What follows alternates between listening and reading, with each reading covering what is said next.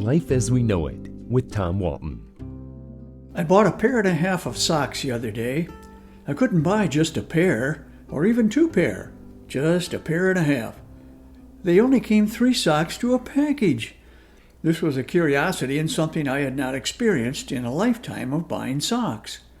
So naturally, I asked the clerk why the socks only came 3 to a set. I figured she and I could engage in some witty repartee while she rang me up. Instead, she zinged me with this: "The 3rd sock is for when you put your foot in your mouth." I probably should have been insulted. As jabs go, that was a pretty good one.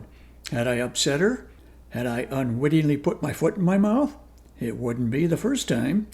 But at the time, I didn't think she was trying to be insulting.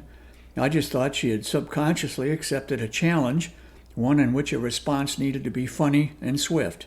Hers was funny, it was swift, but in the moment it seemed off-putting. I finished my transaction and left, clutching my 3 socks and figuratively kicking myself for not having a clever response of my own. A gentle rejoinder, a bon mot with an edge, something that would have at least leveled the playing field. You know, something like 3 of a kind beats a pair in poker, but socks? By the way, want to know the brand name of what I assumed were 3 socks? Pair of Thieves. What delicious irony. Well, it turned out the joke was on me. When I got home, I discovered that my 3 socks were, in fact, 3 very tightly wrapped pairs of socks. A closer inspection of the label on the package revealed as much, but it was in type so small it belonged on the bottom line of an eye chart. Yes, it was belatedly clear to me I had indeed put my foot in my mouth at the store. Life presents us with encounters like that, but seldom are we prepared. How many times have you belatedly come up with a witty comeback to a perceived insult, far too late to have any effect?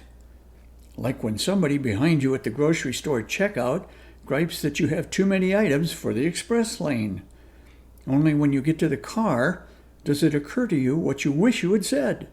What it would have been was brilliant. It would have reduced your tormentor to tears, but it's too late. Your tormentor is gone, and so is your shot at retribution. Sometimes a perceived insult takes another form. My wife once had a puppy that had a nasty habit of eating his pee-pee pads. She contacted the company that makes the pads to complain. She got a letter back from the company. Basically, they said that she shouldn't have left the package of pee-pee pads where the dog could get into it, adding that, quote, "We assume our pet owners are smarter than their pets," end of quote. Ouch, that stings. I remember getting into a brief disagreement once with a gentleman in a shopping mall parking lot. "Are you getting smart with me?" he demanded to know. I was interested primarily in diffusing the situation, so I didn't take the bait. Several minutes later, replaying the encounter while driving home, I thought of how I should have responded. "If I got smart with you, how would you know?" Well, if you use that one, remember, you do so at your own risk. Life as We Know It is written and hosted by Tom Walton and is a production of WGTE Public Media. Life as We Know It with Tom Walton can be heard on WGTE FM 91 every Monday afternoon during All Things Considered at 5:44 p.m. Or hear past episodes at wgte.org/life.